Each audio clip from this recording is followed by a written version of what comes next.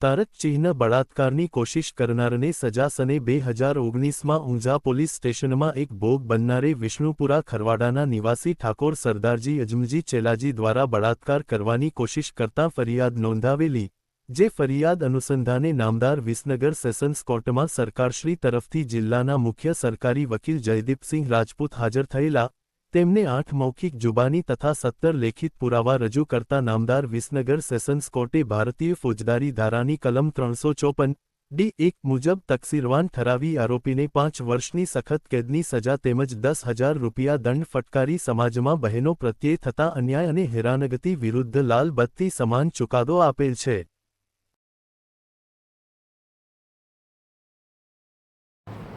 जयदीप सिंह राजपूत, जिला सरकारी वकील, મહેસાણા।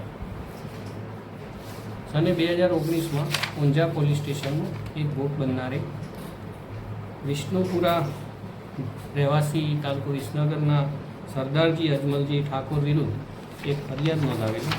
એ ફરિયાદની અંદર નામદાર સેશન કોર્ટમાં કેસ ચાલી જતા 354(b)(d) 354(b) મુજબ નામદાર સેશન કોર્ટે આરોપીને 5 વર્ષની સખત કેદની સજા અને 10,000 રૂપિયાના દંડની સજા કરેલ છે।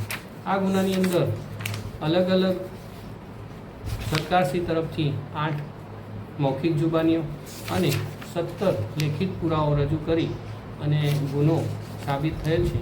એ અન્વયે સમાજમાં આજ એક સ્ત્રીઓને જે છેડતીઓ થાય છે, એમના પ્રત્યે જે અન્યાય થાય છે, એના વિરુદ્ધમાં સીમાચિહ્નરૂપ એક ચુકાદો આપે છે।